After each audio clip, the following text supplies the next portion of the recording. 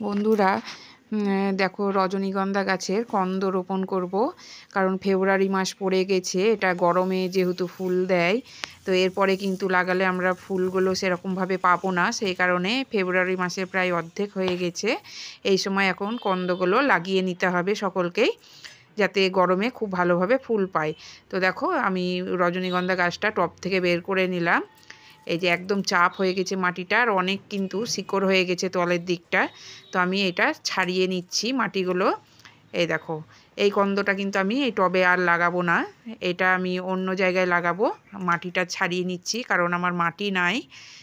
তো এই পুরনো মাটিটাকেই আমি আবার এই নতুনভাবে তৈরি করে এটা লাগাবো। এই দেখো কন্দগুলো দেখো কত শিকড় হয়েছে। তো আমি খানিকটা করে শিকড় বাদ দিয়ে আবার লাগাবো। আর এগুলো কিন্তু তোমরা শুকিয়েও রাখতে পারো, একটু শুকিয়ে বেশ কিছুদিন রেখে দিতে পারো, এগুলো কিন্তু নষ্ট হয় না কন্দগুলো।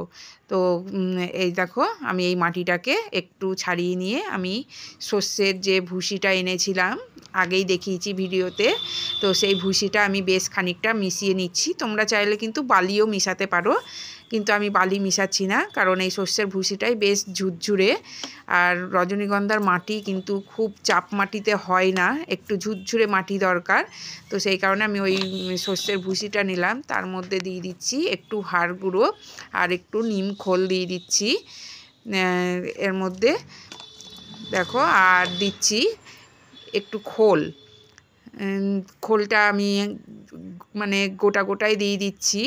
এটা কিন্তু টবের মাটিতে দিয়ে দিলে গলে মাটির সঙ্গে মিশে যাবে, কারণ ভাঙতে পারছি না, ভীষণ শক্ত খোলটা। আর ভিজিয়ে আমি দিচ্ছি, মানে ভিজিয়ে রাখতেও ভুলে গেছিলাম।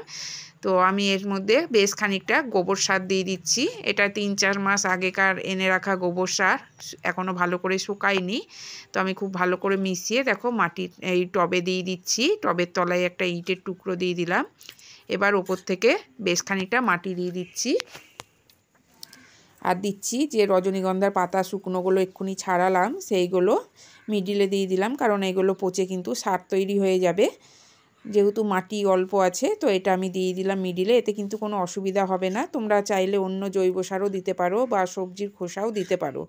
তো আমি এই দেখো এই কোটোর মধ্যে অল্প কিছু কন্দ আমি বসিয়ে রেখেছিলাম, সেইটা থেকে গাছ হয়েছে মোটামুটি 10-12টা। তো এইটা আমি এই টবটাই বসিয়ে দেব। শিকড়টা আমি এখান থেকেও খানিকটা ছাড়িয়ে নিচ্ছি, কারণ এতটা শিকড় আমি দিব না, আবার শিকড় বেরিয়ে গিয়ে কিন্তু মাটিটা জমাট হয়ে যাবে। তো সেই কারণে আমি বেশ খানিকটা শিকড় ছাড়িয়ে নিলাম। এবার ওপর থেকে মাটি দিয়ে দিচ্ছি। এই দেখো শুকনো পাতাগুলো আমি ছাড়িয়ে দিচ্ছি যতটা পারছি। এবারে আমি ওপর থেকে সাইড থেকে মাটি দিয়ে দিচ্ছি। এই যে খুব ভালো করে মাটিটা দিয়ে দেব, কারণ এটা কিন্তু গরমকালে খুব ভালো ফুল পাবো। আর রজনীগন্ধা ফুল তো সবাই ভালোবাসে। এই দেখো এবার এটা আমি ছাওয়াতে রাখবো আর অল্প অল্প জল দেবো, কারণ রজনীগন্ধা গাছে কিন্তু বেশি জল লাগে না। আর এই যে এই গ্লো ব্যাগটায় আমি যে রজনীগন্ধার কন্দগুলো নামালাম সেগুলো রাখবো। আর এই দেখো চন্দ্রমল্লিকা গাছটা শুকিয়ে গেছে বলে আমি তুলে ফেললাম। এবার বেশ খানিকটা মাটি এতেও দিয়ে দেবো, যে মাটিটা তৈরি করলাম। এই যে এইটা আমি এতে বসিয়ে রাখবো।